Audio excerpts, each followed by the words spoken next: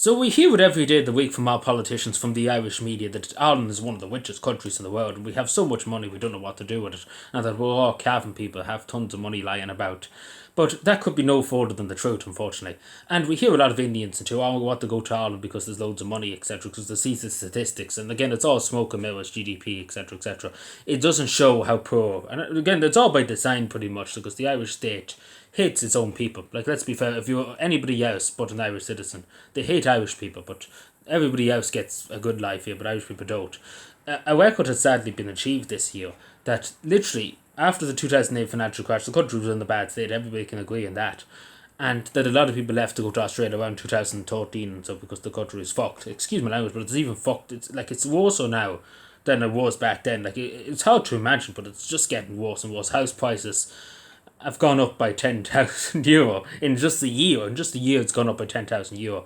And we're expecting the Irish person to compete with that. We're expecting Irish people to get young Irish people come out of college. We're expecting them to compete with paying 600,000 for a small house in Dublin, and pay, it's insane, and then be 80 by the time you pay it off. But sadly, literally, the amount of people who have left to go to Australia, it's quite insane. Nearly 14,000 in 12 months. 14,000 Irish citizens have left. Just to put it in perspective, Cavan Town, where I am in Cavan, not where I live, but my local town, has 11,000. So that's the population of a whole town in Ireland, just let up and left in the last 12 months. And these are all Irish people. And again, the sad reality is, people my age, you have no hope of owning their own house, having no hope of getting anything. Because a lot of them are in dead-end jobs and the government is out to fuck them over, just because they're Irish. And now we have to just say it straight. The Irish government hate their own people. They hate them with a passion. And we see it every day of the week. And, why wouldn't really Irish, you wouldn't blame Irish people. Because again, a lot of Irish people, they're not getting handouts in Australia. They have to go out and get a shovel and go to work. Because there's no such thing as free social welfare, no such thing as a free house to go and work for it. And I expect Irish people, of course, any Irish person goes, I expect them to go and bust themselves in Australia, because that's what you should be doing if you leave this country. You're entitled to nothing in any other country. But long story short, it's a sad disgrace because we keep bringing in, and again, it's insane to see the amount of people that we're brought in with. We brought in loads of Georgians, Albanians, etc., etc. And how are they able to live here when Irish people can't live here? That's because the state's given them everything handed on a plate to them. And we see all these people coming in from Timbuktu, like people coming from like parts of Africa, that no, there's not a war going on a mile away from them. Take for example Georgia, there's so many Georgians turning up. Why are they turning up? There's no war, there's nothing happening in Georgia. I wouldn't mind Ukraine, that's good for Ukrainians, but there is a war going on there. Nobody can really argue with that bit, or Afghanistan too. Nobody can really argue with them things, but why is people turning up from Albania and Georgia? Biggest belief, and especially because they're all young men, like they're not with their families, they're all young men coming themselves, so it doesn't make any sense. But it's insane because there's no effort, and again, there's no effort by the Irish state to try and make life easier for people like me. I'm not saying I deserve a house and I deserve this. I don't deserve it. I should have to go and work for it. But what I'm trying to say, it's like, even if I see so many people myself busting themselves, like young people trying their best to try and get a foot in life, trying to get a good stability in life, to have a family, and they can't get it. Simple as that. It's not that they're not working hard enough, not trying hard enough. They're trying their best and the government's fucking them at every turn and every twist.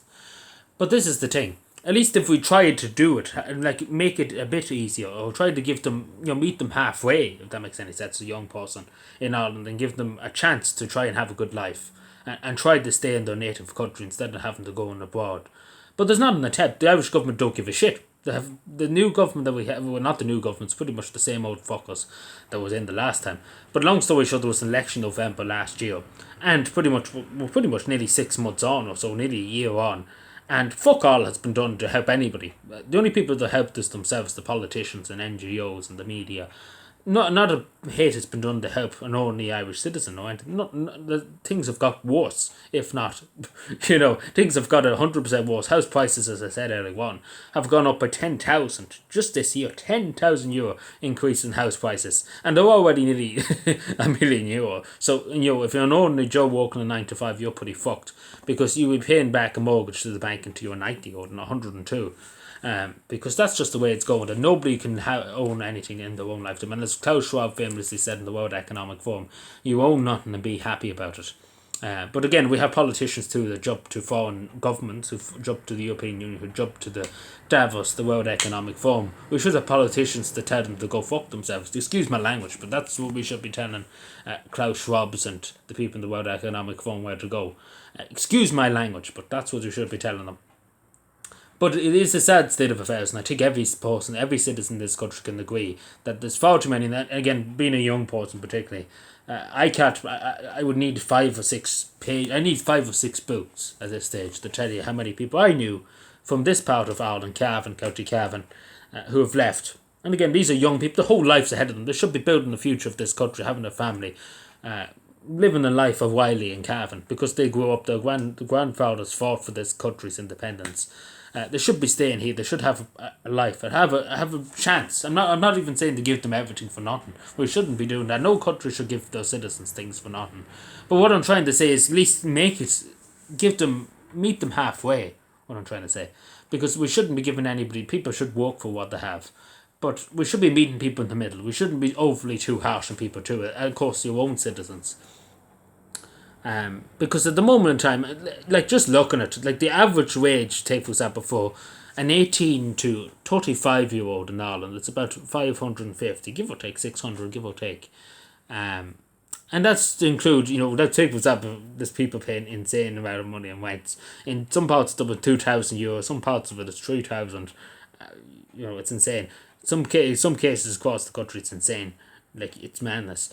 And we expect a young person, take for example, a teenager coming out of school, secondary school, trying to get a family together, trying to get a mortgage on a house. How could you do it with only €550 a week? And then if you get a car to go to work, to pay the bills, like, you need to be made of money, to be totally honest. And again, it's gone to the point that there's no hope for any young person in this country. And again, the fact of the matter, there was a young person I heard on a video the other day on YouTube, and they made a good point that it's only going to get worse. There's no doubt about it. This is not the worst of it. It's only pretty much the middle of it. What I mean by that is the worst is yet to come, and the next, God forbid, I dread to take, but the next 10 years, what it's going to be. If it's bad now, in the next 10 years, good God Almighty, how bad is it? But it's insane. But and again, this is the thing, we have to put our own citizens first. We shouldn't be putting the world first. We should be putting our own people first. And if that's far right racist extremists, so be it. But what I'm trying to say is, we should be looking after our own citizens before looking after the world. There's an old saying in Ireland, you have to look after your own house before worrying about everybody else's house. Because it is the truth. Like, if you're going to worry about everybody else's house and what they're doing in everybody else's house, and if you're not worried about what's happening in your own house, then you have big problems, because you should be worried about where you are first before worrying about helping the world. You have to help yourself before you help the world, if that makes any sense. But anyway, let me know what you think, subscribe for more, and bye.